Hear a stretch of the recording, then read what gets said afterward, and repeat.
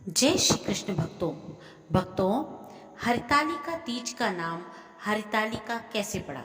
एक पौराणिक कथा के अनुसार पार्वती जी की सखियां उनका अपहरण करके जंगल में उन्हें ले गई थी ताकि पार्वती जी के पिता उनका विवाह इच्छा के विरुद्ध भगवान विष्णु से ना कर दें, क्योंकि देवी पार्वती ने मन ही मन भगवान शिव को अपना सर्वस्व मान लिया था।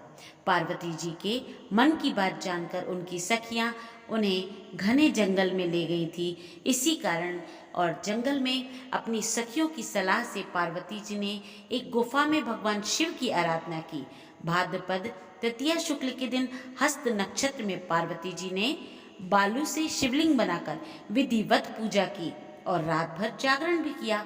पार्वती जी के तप से प्रसन्न होकर भगवान शिव ने माता पार्वती जी को पत्नी के रूप में स्वीकार कर लिया था।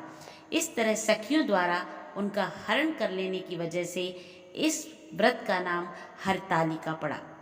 हरतालिका तीज व्रत की कथा इस प्रकार है। पौराणिक मान्यताओं के अनुसार पिता के यज्ञ में अपने पति शिव का अपमान देवी सती सहन नहीं कर पाई थी और उन्होंने खुद को यज्ञ की अग्नि में भस्म कर दिया।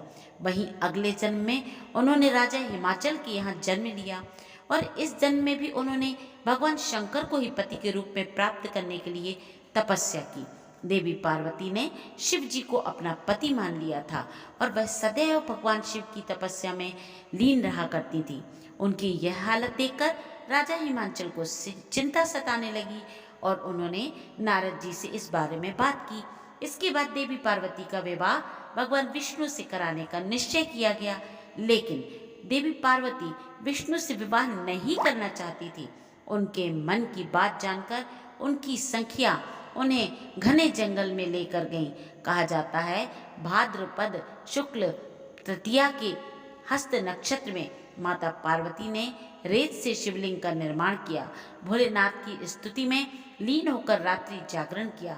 साथ ही उन्होंने अन्न का भी त्याग कर दिया।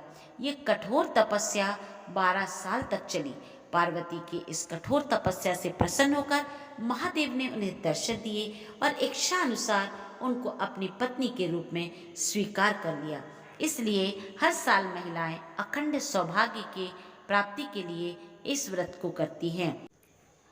आप भी हरतालिका तीज का व्रत रखिए और कथा सुनकर के पुण्य फल प्राप्त कीजिए। जय श्री कृष्ण भक्तों।